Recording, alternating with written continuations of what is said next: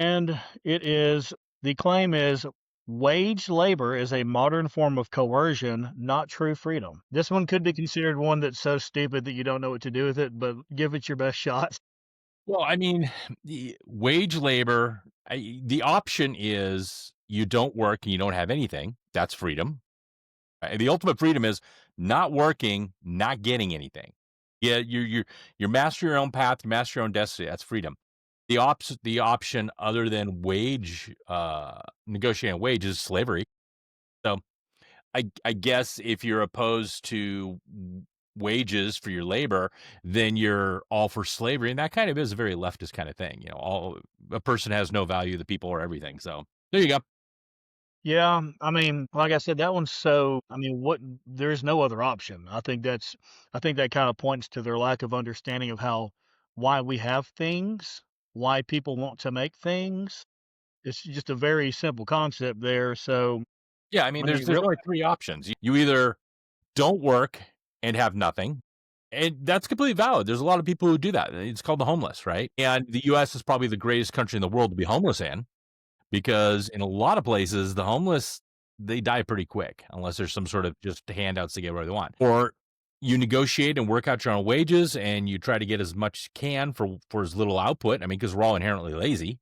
Oh, right? with things we don't enjoy. So and then you get where we are. Or the third one is the government just gives it to you.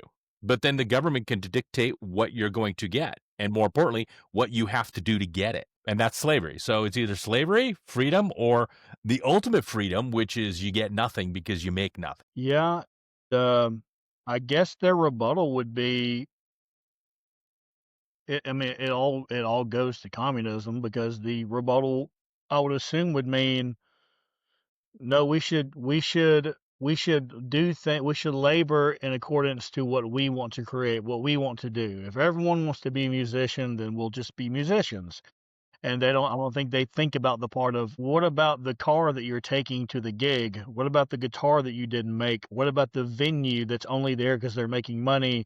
What about, I think that's the reason why that's such a stupid statement is because when you follow it to its conclusion, I guess it's not stupid to them because that's what they want.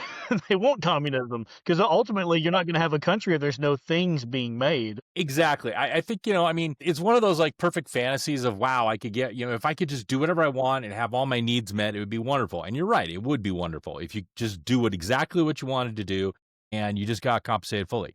The problem is nobody wants to be a person who cleans sewers. Nobody wants to be the guy who repairs the power lines in the middle of an ice storm. Nobody wants to be the soldier on the front lines. Nobody wants to be the police officer in the middle of a riot. Right? People don't like get up in the morning and go, God, yeah, I'm gonna go get shot at this morning. It's like, I've known lots of soldiers like, that's the last thing I want to do. But if I'm gonna do it, I hope I get the other guy first. So that's the problem is everybody wants to be a musician, everybody wants to be a poet, everybody wants to be a philosopher. You don't need very many of those at all. And so you get a lot of other people out there. And under communism, it's kind of like, you know what? You're going to go work in a factory and you're going to operate a metal stamp. I don't want to. We don't care. You either do that or you get zero. So your choice Yeah, and is then slavery.